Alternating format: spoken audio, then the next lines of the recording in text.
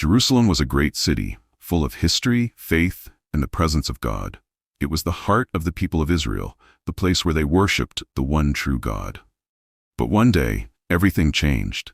A powerful king named Nebuchadnezzar, ruler of Babylon, led his mighty army against Jerusalem. The people of Israel fought bravely, but they could not stop the invasion. Babylon's army was too strong, too great.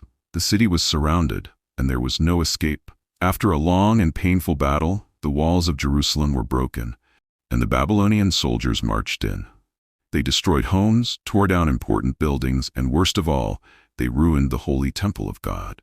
The temple, which had stood as a sign of God's presence, was burned and looted. The people of Jerusalem were heartbroken. Many were killed, others were taken as prisoners, and their once proud city was left in ruins. But King Nebuchadnezzar did not want to kill everyone. He had a different plan for some of the young men in Israel. He told his soldiers to find the best and brightest young men, those from royal and noble families. These young men were strong, smart, and full of potential. The king wanted them to serve in his palace in Babylon. Among the captives taken from Jerusalem were 3 young men named Hananiah, Mishael, and Azariah. They were faithful to God and had grown up learning his ways. The journey to Babylon was long and difficult. These young men, along with many others, were dragged from their homeland, far away from everything they knew. They walked for miles, surrounded by soldiers with no idea of what awaited them. The land of Babylon was nothing like Jerusalem. It was filled with idols, false gods, and people who did not worship the God of Israel. When they arrived in Babylon, they faced their first challenge. Their names were changed. Instead of calling them by their Hebrew names, which honored God, the Babylonians gave them new names: Shadrach, Meshach, and Abednego. These names were connected to the gods of Babylon. This was no small change. It was a way to make them forget their true identity and the God they served. But their challenges did not end there. The king ordered that they be trained for 3 years in the ways of Babylon. They had to learn the language, the customs, and the beliefs of their captors. The Babylonians wanted to turn them into servants who would be loyal to their empire, not to the God of Israel. One of the biggest tests came with the food. The king provided special meals from his own table, rich and full of delicacies. But there was a problem. The food had been offered to Babylonian gods. Eating it would mean accepting those gods as real and going against the God of Israel. Shadrach, Meshach, and Abednego, along with their friend Daniel, knew they could not eat this food. They had a choice: compromise and eat the king's food, or stand firm and refuse. Saying no to the king was dangerous. It could lead to punishment, even death. But their faith was strong. They decided to ask for a different diet, only vegetables and water. The chief official in charge of them was afraid. He worried that if they looked weak and sick, the king would be angry. But Daniel made a deal. He asked for a 10-day test. If they looked weaker after eating only vegetables and water, they would follow the king's orders. But if they looked healthier, they would be allowed to continue their diet. After 10 days, something amazing happened. Instead of looking weak, Shadrach, Meshach, Abednego, and Daniel looked healthier and stronger than the others who ate the king's food. God had honored their faith. Because of this, they were allowed to continue eating their simple diet, and they remained faithful to their God. Even though they had been taken far from home, they refused to forget who they were. Their names had changed, but their hearts had not. They still belonged to the God of Israel. This was only the beginning of their journey in Babylon, but they had already shown that they would not be shaken. Years passed, and King Nebuchadnezzar's power grew stronger. His kingdom expanded, and his pride increased. He wanted not just to be a ruler, but to be worshipped like a god. One day he came up with a plan that would test the loyalty of everyone in Babylon. He ordered the construction of a massive golden statue, 90 feet tall and 9 feet wide. It was enormous, shining brightly under the sun, a symbol of his greatness and power. The king set up the statue in a large open plain called Dura, where it could be seen from miles away. Then he made a royal decree. When you hear the sound of the music, harps, lyres, flutes, and all kinds of instruments, you must bow down and worship the golden image. Anyone who refuses will be thrown into a blazing furnace. This was not a choice, it was a command. The punishment was clear and terrifying. The furnace was not just any fire. It was a chamber of death, burning with intense flames used for executions. No one could survive it. The day came when the music played, and all the people gathered. As the first notes rang out, thousands of men and women fell to their knees, bowing before the golden statue. Fear filled the air, and no one dared to disobey, except for 3 men. Shadrach, Meshach, and Abednego stood tall. They did not bow.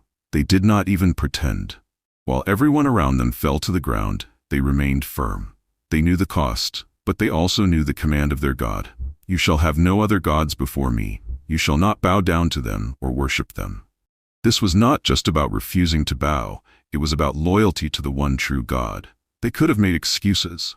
They could have bowed in secret or justified it by saying, God will understand. But they did not. They stood their ground, no matter the cost. It didn't take long before someone noticed. Some of the king's officials, perhaps jealous of their favor in the kingdom, ran to report them. They came before Nebuchadnezzar and said, O king, did you not command that everyone must bow to your statue?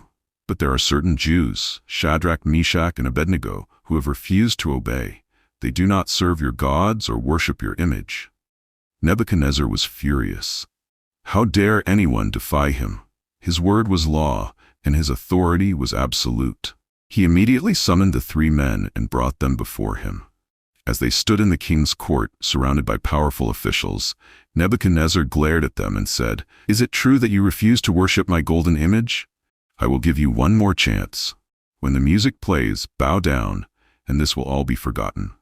But if you refuse, you will be thrown into the fiery furnace. And what God will be able to rescue you then? This was their last chance. The king had made it clear, bow or burn. The furnace was waiting, its flames ready to consume them. But Shadrach, Meshach, and Abednego did not flinch. They did not beg for mercy or try to explain themselves. Instead, they spoke with boldness. O king, we do not need to defend ourselves before you. Our God is able to deliver us from the fiery furnace, and he will rescue us from your hand. But even if he does not, we will never serve your gods or worship your golden image. Their words shocked the room. They did not just believe in God's power to save, they trusted his will, no matter the outcome. Whether they were rescued or not, they would not betray their God. Nebuchadnezzar's face twisted in rage. His pride had been challenged, and he would not allow such defiance. His anger burned hotter than the flames of the furnace. He commanded that the furnace be heated 7 times hotter than usual, so hot that even standing near it would be deadly. Then he ordered his strongest soldiers to bind Shadrach, Meshach, and Abednego. There would be no escape, no last-minute negotiations. The sentence was final. The 3 men, tied up and helpless, were led toward the raging fire. As the soldiers carried them closer, the heat was so intense that it killed the very men who had thrown them in. But Shadrach, Meshach, and Abednego fell into the fire, fully trusting the God they served. Everyone expected them to be destroyed in seconds. But what happened next was something no one, not even the mighty king, could have imagined. King Nebuchadnezzar had been watching closely, expecting to see their bodies turn to ash. But instead, he saw something impossible. His eyes widened in shock. He leaped to his feet, staring into the fire. Did we not throw 3 men, bound, into the fire? He asked his officials, his voice filled with confusion. Yes, O king, they answered, equally stunned. Then Nebuchadnezzar pointed, his hands shaking. Look, I see 4 men, unbound, walking around in the fire unharmed, and the 4th looks like a son of the gods. The crowd gasped. The men who were supposed to be burning were standing, moving freely in the flames. Not only that, but they were no longer bound. The ropes that had tied them were gone. And the 4th figure, who was this mysterious presence? Some say it was an angel. Others believe it was a divine appearance of God himself. Whoever it was, one thing was clear. Shadrach, Meshach, and Abednego were not alone in the fire. Nebuchadnezzar's fury turned to fear and amazement. The same king who had arrogantly asked, "What God can deliver you from my hand?" now saw the answer with his own eyes. There was a power greater than his own, a power that could command fire itself. Overcome, he rushed to the mouth of the furnace and called out, "Shadrach, Meshach, and Abednego, servants of the Most High God, come out! Come here!" The 3 men walked out of the fire as if they had simply been standing in a cool breeze. The crowd stared in disbelief. Their clothes were not burned, their hair was untouched, there was not even a smell of smoke on them. It was as if the fire had never touched them at all. Nebuchadnezzar stood in awe. He had witnessed a miracle, he had challenged the God of Israel, and now he had his answer. Humbled, he turned to the crowd and declared, "Praise be to the God of Shadrach, Meshach, and Abednego. He has sent his angel and rescued his servants. They trusted in him and defied my command, choosing to serve their God rather than bow to another." But the king didn't stop there. He issued a new decree, one that reversed everything. Anyone who speaks against the God of Shadrach, Meshach, and Abednego will be cut into pieces, and their houses will be turned into rubble, for no other God can save in this way. At that moment, the most powerful ruler in the world acknowledged that there was one true God, a God who could stand in the fire with his people and bring them out unharmed.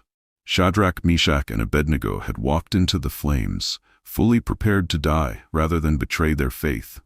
Instead, they emerged victorious, untouched by the fire, and their God was glorified before an entire empire. The story of Shadrach, Meshach, and Abednego is more than just a miraculous rescue. It is a powerful lesson about faith, courage, and unwavering trust in God. Even though they faced a life-threatening trial, they stood firm in their belief, refusing to bow to anything other than the one true God. Their example speaks loudly to us today. Trials are never easy, but they serve a greater purpose. Just as gold is refined in fire, our faith is strengthened through challenges. Difficult moments test our trust in God and shape us into stronger, more faithful believers. Shadrach, Meshach, and Abednego didn't just survive the fire. They came out unharmed and more honored than before. Sometimes God doesn't remove the fire from our lives. He walks with us through it, using it to refine and prepare us for something greater. One of the most powerful statements in the entire story comes from the three men when they tell the king, "Our God is able to deliver us, but even if he does not, we will not serve your gods." This is the heart of true faith, not just believing that God can, but trusting him even if he doesn't. They knew that God had the power to save them, but their obedience was not dependent on the outcome. They were willing to remain faithful whether they were rescued or not. This challenges us to examine our own faith. Do we trust God only when things go our way, or do we trust him no matter what? In today's world, believers face pressure to compromise their faith in many ways. It may not be a fiery furnace, but it could be societal expectations, workplace challenges, peer pressure, or cultural trends that go against God's truth. The story of these three men reminds us that standing for God is always worth it. Faithfulness may come at a cost, but God's presence is always with us. Just as he stood in the fire with them, he stands with us in our struggles today. No matter what we face, we can find confidence in knowing that we are never alone. Whatever trial you are facing, remember, God is with you in the fire. He may not always remove the trial immediately, but he will strengthen you through it. When we stand firm in our faith, refusing to bow to fear, pressure, or doubt, we show the world the power of the God we serve. If this message has encouraged and strengthened your faith, don't keep it to yourself.